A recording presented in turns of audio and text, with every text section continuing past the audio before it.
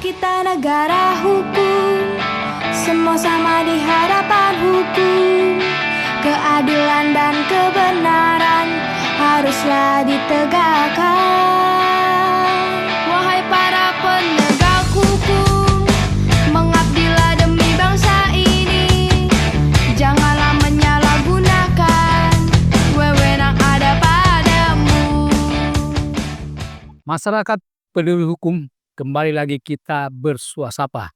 Salam sehat dan semangat senantiasa.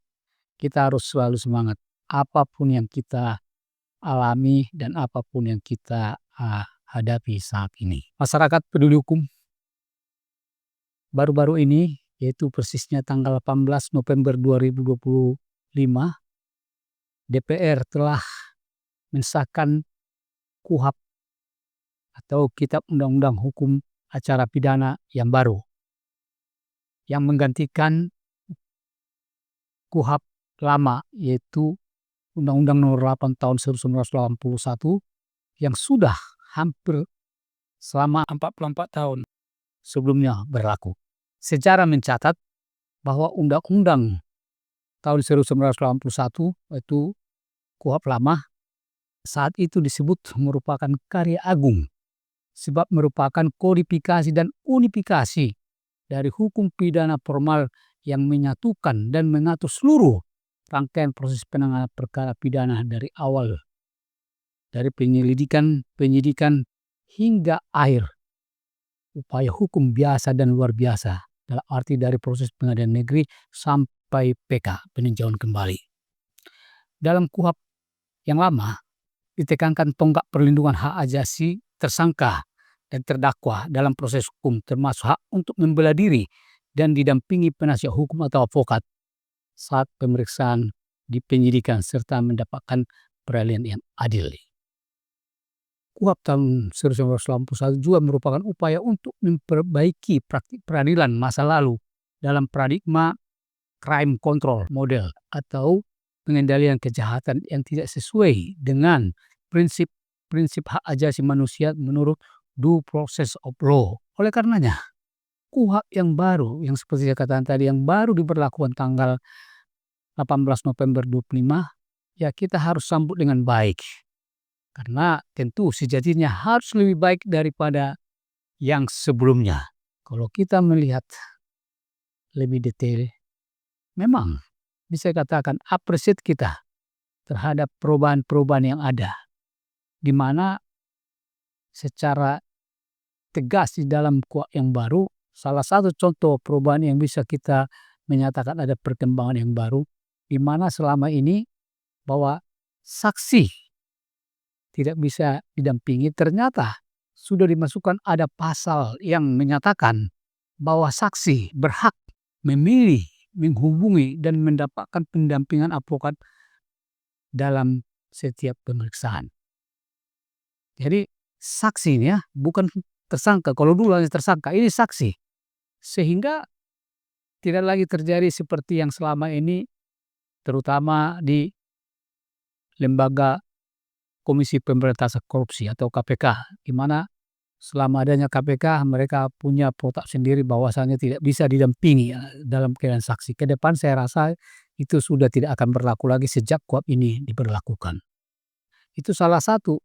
Juga khususnya di bidang advokat, ya saya sebagai advokat tentu sangat appreciate yang menyatakan bahwa di dalam KUHP pasal 149 ayat 2 menyatakan advokat tidak dapat dituntut baik secara perdata maupun pidana dalam menjalankan tugas profesinya dengan etiket baik untuk kepentingan pembelaan klien di dalam atau di luar pengadilan. Ya sebenarnya ini juga sudah ada sebelumnya di dalam Undang-Undang Advokat, tetapi khusus di dalam proses acara, yaitu KUHP yang berlaku sekarang itu diatur tersendiri, berarti sudah lebih kokoh lagi bahwa advokat itu tidak bisa dikriminalisasi, terutama di dalam hal menjalankan tugasnya. Tetapi selain daripada hal yang baru yang mendukung, ya termasuk saksi tadi, juga advokat, di sisi lain jujur setelah saya teliti ulang, ya ada juga pasal-pasal yang justru melemahkan advokat, sangat melemahkan advokat, yaitu terutama pasal 197 rancangan undang-undang yang terakhirnya dalam KUHP yang baru menjadi pasal 210 ayat 10 yang berbunyi demikian. Setelah pemeriksaan terdakwa, penuntut umum dapat memanggil saksi atau ahli tambahan untuk menyanggah pembuktian dari advokat selama persidangan. Masyarakat peduli hukum seperti yang kita ketahui, ya kalau orang hukum tentu tahu, apalagi praktisi di bidang litigasi pidana, bahwa proses persidangan itu adalah diawali penyidikan, ya sampai proses di persidangan, yaitu pembacaan dakwaan, eksepsi. Apabila eksepsi ditolak, maka pemeriksaan saksi-saksi, baik itu terutama awalnya di dalam hal yang diajukan oleh jaksa penuntut umum atau JPU, kemudian juga ahli dari JPU, dan begitu juga saksi atau ahli dari penasihat hukum atau terdakwa. Setelah itu baru diakhiri dengan pemeriksaan terdakwa. Setelah pemeriksaan terdakwa biasanya dilanjutkan dengan pembacaan tuntutan. Setelah tuntutan, ya pledoi. Setelah pledoi, replik, yaitu tanggapan atas pledoi. Setelah itu duplik, tanggapan atas replik. Akhirnya baru nanti dinyatakan selesai pemeriksaan dan akan diputuskan. Itu adalah proses yang sudah berlangsung selama ini dan sudah baik. Jadi suatu hal yang menjadi pertanyaan, kenapa ada pasal 210 ayat 10 dalam KUHP ini yang berbunyi, saya ulangi lagi, saya akan mengulangi ini karena saya merasa rancu membacanya ini.